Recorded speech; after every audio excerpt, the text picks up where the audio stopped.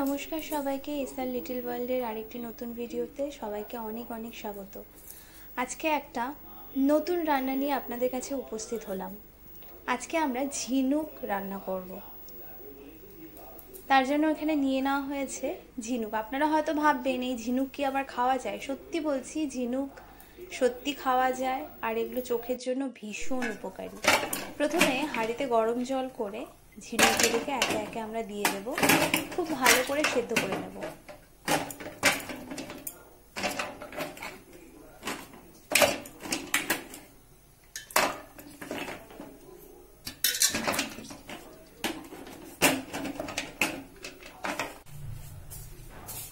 আস্তে আস্তে এই ঝিনুকগুলো গরম হওয়ার পর মুখগুলো খুলে যাবে এদের। ঝিনুকগুলো আমরা খুব ভালো করে সেদ্ধ করে তার ভেতর থেকে মাংসগুলো বের করে নিয়েছি, খুব ভালো করে পরিষ্কার করে নিয়েছি।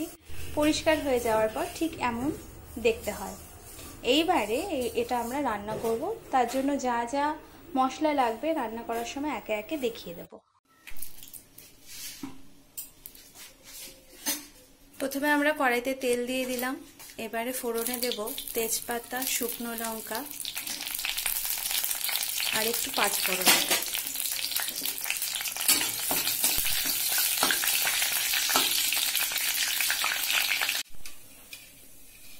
এবারে ভালো করে ধুয়ে রাখা মাংসগুলো আমরা দিয়ে দিচ্ছি।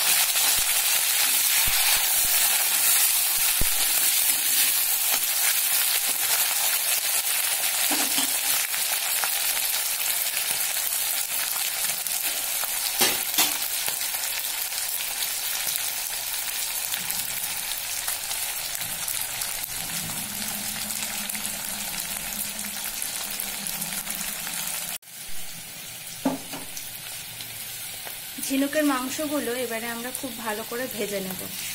আপনারা হয়তো ভাববেন ঝিনুকের মাংস আবার খাওয়া যায় নাকি, কিন্তু বিশ্বাস করুন এটা চোখের জন্য ভীষণ উপকারী, খেতেও ভীষণ টেস্টি। আমরা রাজবংশীরা ভীষণ ভালোবাসি এটা খেতে। এবারে কেটে রাখা আলুগুলো আমরা দিয়ে দিলাম।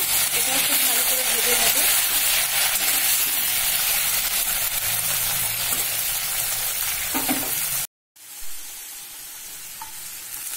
এবারে কেটে রাখা পেঁয়াজ, থেতো করে রাখা রসুন দিয়ে দিলাম।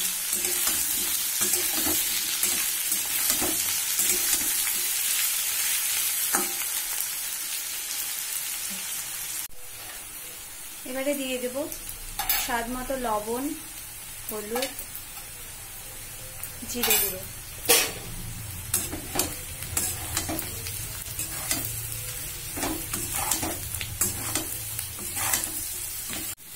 এবারে বেটে রাখা মশলাগুলো দিয়ে দেব। এটার মধ্যে রয়েছে পেঁয়াজ, রসুন, আদা, কাঁচা লঙ্কা আর গোলমরিচ। এবারে খুব ভালো করে মাংস যেভাবে আমরা কষাই ঠিক ওইভাবে কষিয়ে নেব। এবারে মশলা ধোয়া জলটা আমরা দিয়ে দেব আর হালকা আছে ঢেকে ঢেকে ভালো করে কষিয়ে নেব।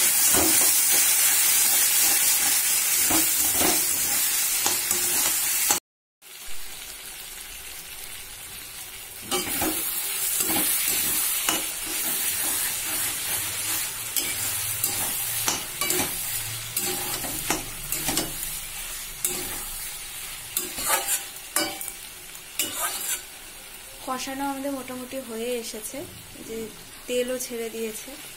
আর একটুখানি কষিয়ে নিয়ে আমরা নামিয়ে নেব। ঝিনুকের তরকারি আমাদের হয়ে গিয়েছে, এবারে নামিয়ে নেব। রেডি হয়ে গেল আমাদের শামুকের তরকারি। আপনারাও এভাবে বানিয়ে খাবেন, আশা করছি আপনাদেরও ভালো লাগবে। আমার চ্যানেলের রান্নাগুলো যদি আপনাদের ভালো লেগে থাকে অবশ্যই আমার চ্যানেলটির পাশে থাকবেন, লাইক করবেন, শেয়ার করবেন, সুন্দর সুন্দর কমেন্ট করবেন। তাহলে আজকে এটুকুই থাকলো। আবারও দেখা হবে নতুন আরেকটি খুব সুন্দর রান্নার ভিডিও নিয়ে। ভালো থাকবেন সবাই।